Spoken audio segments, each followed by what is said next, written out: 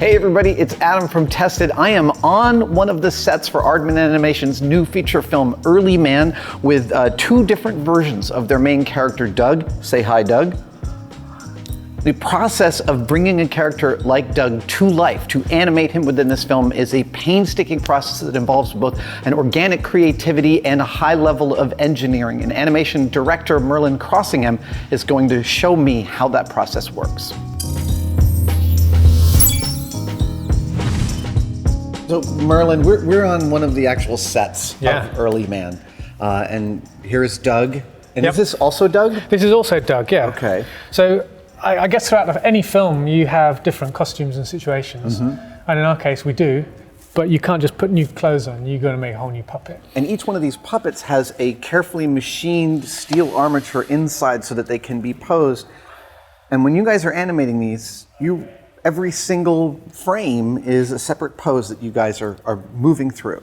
Can you walk me through that process? Yeah, so there's a huge difference between getting a raw puppet, which quite often looks kind of dead or wooden, and getting it to behave like a independent, thinking, breathing character. Right. And that's what our animators do, is we take the puppet and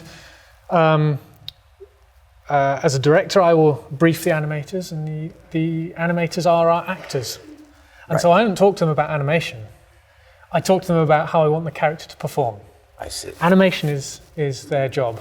And then taking the brief from the director of whether it's a slapstick comedy moment or an emotional beat or whatever the situation in the scene requires, it's then up to the animator to take that and to, with the understanding of the stylistic rules, from the character Bible and from everything that we know in the context of the film, put that in and to make it happen. And so, like, if there's an emotional moment, you might say to the animator, Doug's going to pause here and he's going to look hurt. Yeah. But that doesn't mean that you're dictating exactly how the animator gets there. They might choose a different set of eyes than you would, or a different mouth than you would to communicate it's true. And every animator, like every performer, is different, and they have their strengths and weaknesses. So we try and cast our animators to scenes, and use their strengths where they're best used. Some people are just much better at action, and some are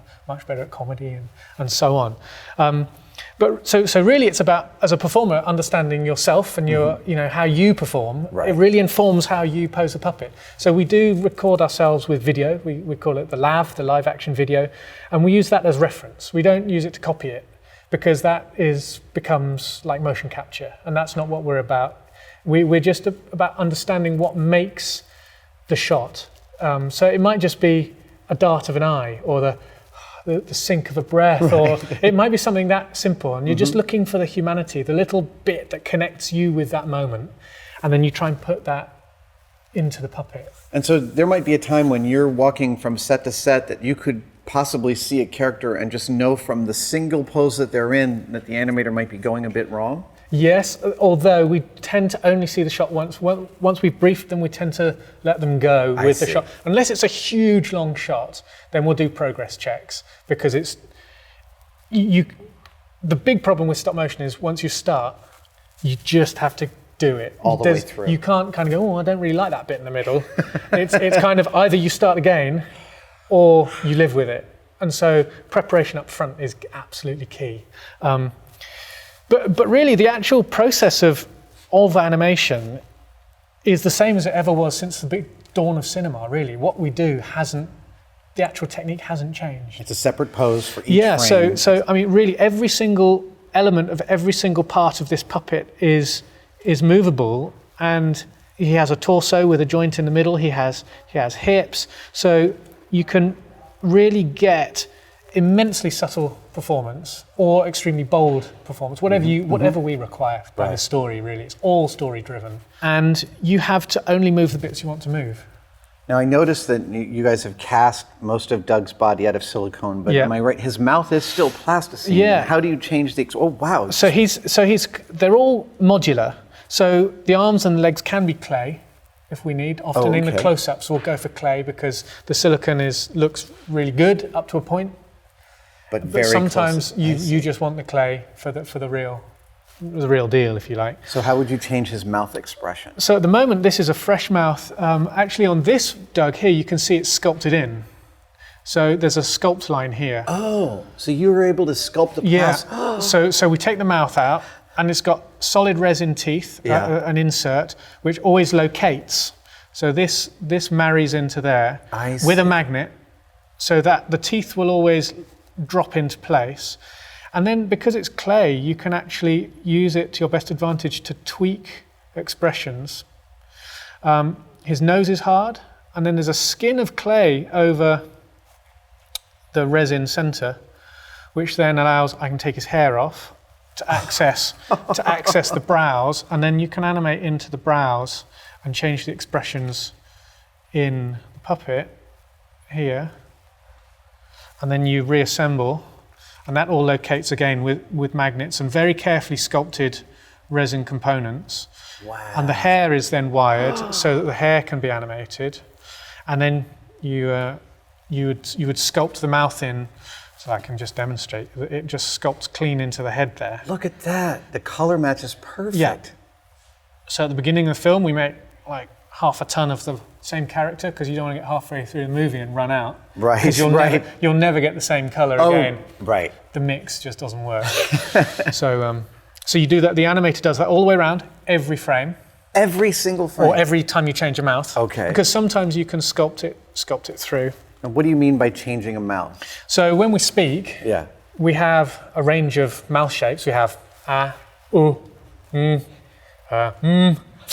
those kind of basic shapes. Yeah. And so we have a sort of a library of mouth shapes which are developed at the development stage and then worked up with the model making department. These are all kind of wrapped up to keep them clean. But essentially, and these are all plasticine. These are all clay, yeah. And we have a solid reference head, right, which we can sculpt to. So you got the box. So these will all fit, and that matches Doug's head that's come from a cast. So the animator can work on it here, get it looking good, and then transfer it to the puppet. Oh. It just allows for accuracy. And the same, we have a negative here in case the head drifts. We can put the head onto here and sculpt the head. So we always get a good match. Those two fit together. The number of degrees of movement seems overwhelming. Yeah, and also because this is just a basic set. The great thing about clay is if you don't like that, then you can just kind of just close it a bit, right, or bring the edges in, or stretch it. Because it's malleable. It makes it extremely expressive. Wow. Is there a learning curve? Some animators are really good activating 40 different points of articulation, and others are better at 6 really vital points of articulation, or is you look to educate everyone to be able to? Well, it's a craft skill. Yeah. And the longer you do it, the better you get, and the easier you make it look. It's the same as a musician or anyone. You watch someone who's brilliant at it, and you go, "Oh, that's really easy. I could do that," but it's not. It's it's just. It's a very specific gene pool. It really is, yeah. And people often say, "Are you patient?" You must be really patient to be an animator. And actually, I don't think you do, because you only need patience when your mind is idle, right? Right. And when you're animating, if you look at this guy, for example, he's got a shoulder, an elbow, a wrist, a finger, and each finger should have a joint, and then he's got his neck. Every one of those joints is doing something informed by something else. Right. Either the movement's coming from the core, in which case you need to keep your limbs still, and then it follows, or the limb is driving, or it's or the performance is coming from the head. So it's all, you don't want the body to be distracting, and you want the face to perform. All of those things need to be considered, as well as all of that in their head. Yeah, all of that in their head at once, as well as we're not dealing with reality. We're dealing with the animated world, right, where when something hits, it hits with much more aggression, with much more kind of an exaggerated version of physics, really. Right. And so they're having to compute the world physics as well. So their brain is far from idle. No, now this version of Doug has a cloak on, and that's a whole other kind of animation challenge, isn't it? So this is a part of the film where he's kind of trying to hide himself. And there are a few things in stop motion which are really tricky, and that's fabric, water, vapors like cloud, smoke, And in this film, we'll be doing clouds, smoke, steam with computer animation. Okay. And that's because it's best for the film. Yeah. You can do it stop motion, but Nick's vision requires it to be done in CG. So this guy presents another challenge because the cloth needs to move like cloth but look like cloth, and so it's all wired. Every last seam. We've got aluminum. Aluminum is fine. Aluminium is fine. Aluminium wire. And so the best thing is when the cloth, you don't try and reinvent the wheel, you use cloth. So choosing the correct cloth that will hang in miniature is important. So you must have done a bunch of different screen tests with different types of cloth to Absolutely. come up with the correct. And that's a big part of the model making development period. But we also, if he's speaking, we need to get his head on and off. So here, his head does actually detach, and part of the design is so that the head, underneath this cloth, we have a magnet, so that the head registers in the same place. Otherwise, you put this on and off, and the cloth will be going. Yeah. We call it boiling. Yeah. Now we're up for a bit of boiling. On Doug, the normal Doug, you'll notice he's actually made of fur, his clothes, and when the animator touches this, it will never go back in the same place. Yeah. So it's just going to happen. It's always going to twitch around a bit, and we like that. That's a little nod to Willis O'Brien. Yeah. You know, back in the day when he made the first King Kong movie, that King Kong looked like it was riddled with fleas. Yeah. And so we're into that. That's kind of fine. We don't want to smooth everything out. We kind of like the human touch. Yeah. You know, it's okay for it to be. So then your Doug, you have to sort of unwrap him, take his head out. Oh my goodness. Sculpt the head and reverse the process and put it all back in, so that when you take the next frame, everything is in exactly the right place. Oh my goodness. And you've got the ability to look at the last frame to help match it to that. Yeah, we do. So we have a piece of we shoot with digital SLR cameras, which then go through to a computer program that show you not only your last frame, but the frames you've been working on, sunk up with sound. So if you're doing dialogue, we have the sound broken down into 24ths of a second phonetically. So if you're in hello, it's not HELLO, it's H-E-L-L-O. So the animator can, put that. And you're shooting on ones. You're shooting your different pose for every single frame 24 times per second. Actually, no, we're not. At Aardman, we favour shooting on double frames. Okay. Which is a stylistic choice. We believe it's half the work, and we like the.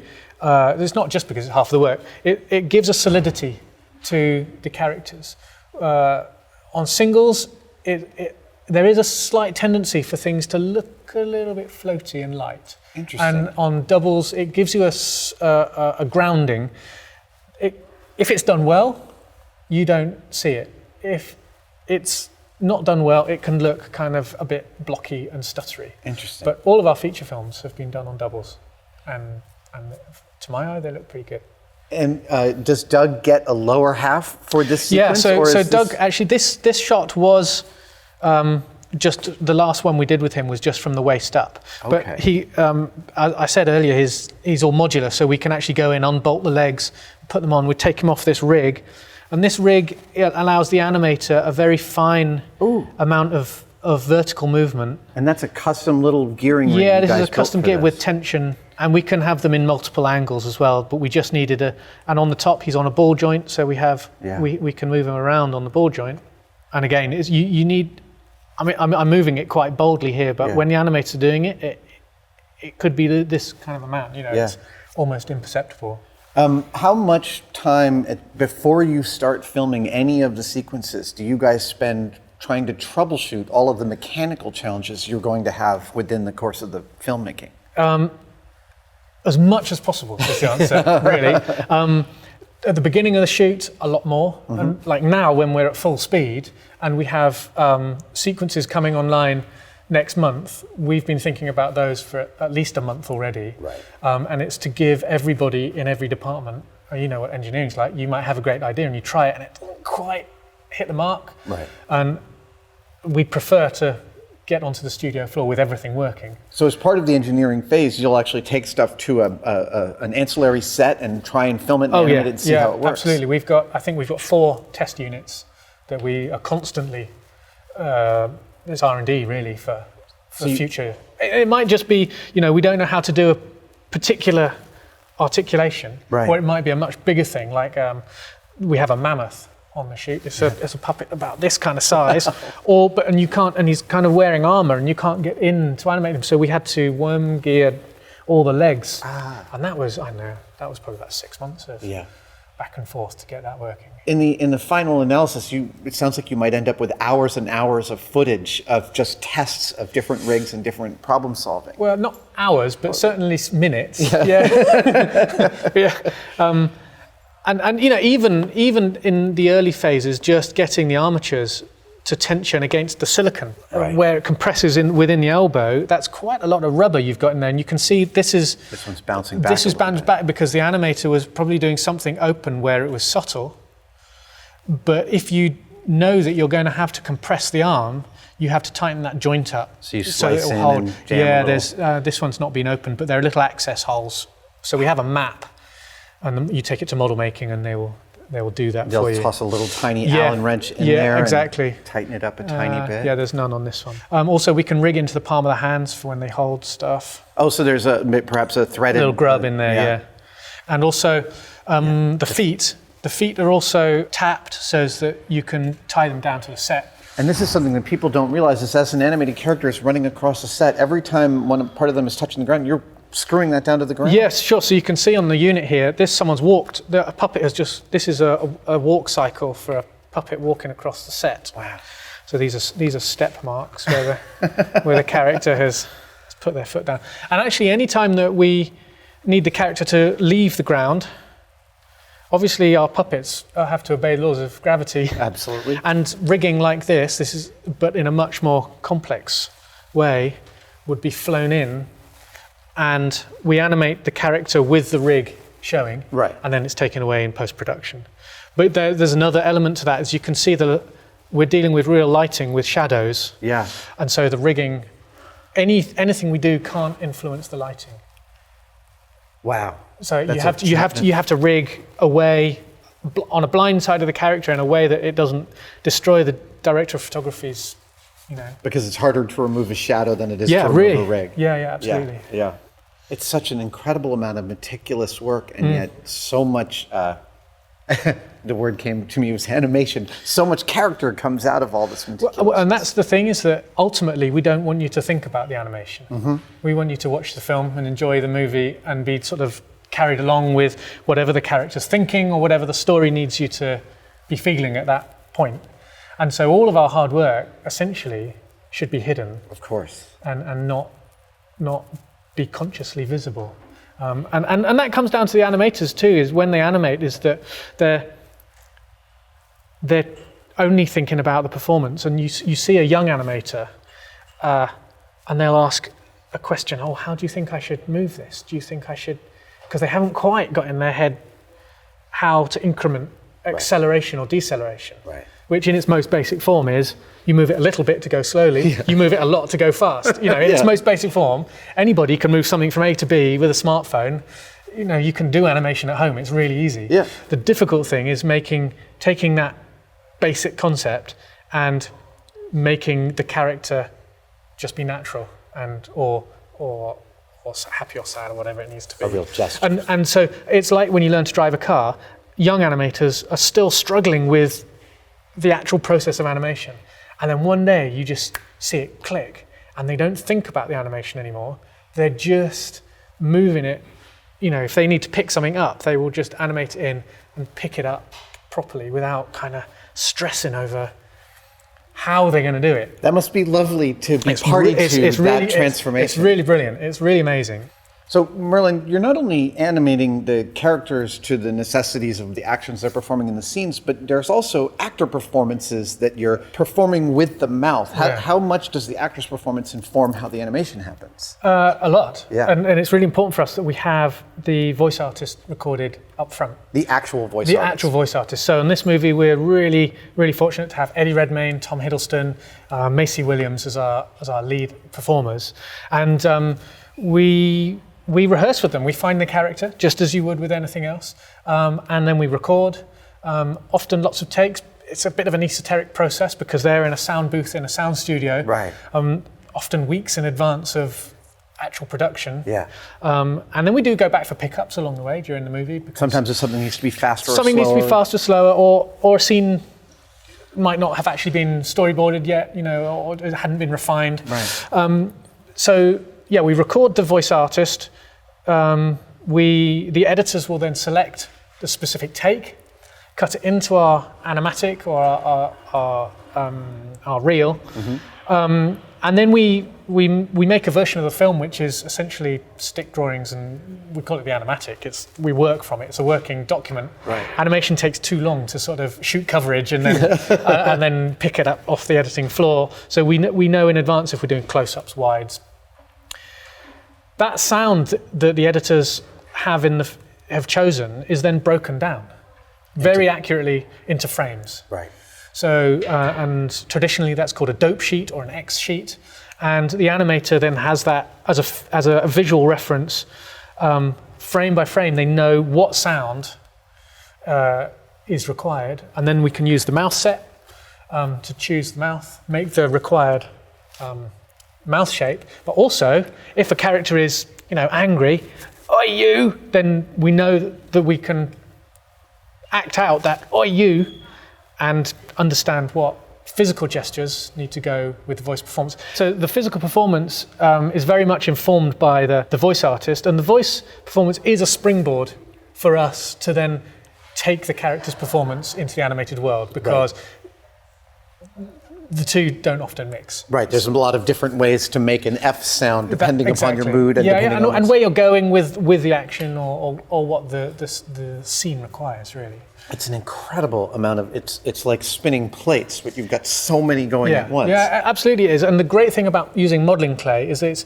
it's infinitely, adjustable. Mm-hmm. So if you need an expression, an F with a harder expression, then you just get the clay and you move it, and you kind of, as an animator, I animated for many years, and you just know which parts of your finger does which shape. Right.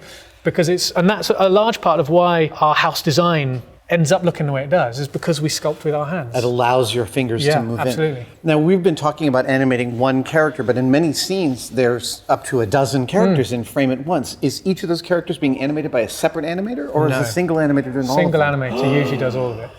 Mainly because there's too much to have shared. One person needs to know what's going on.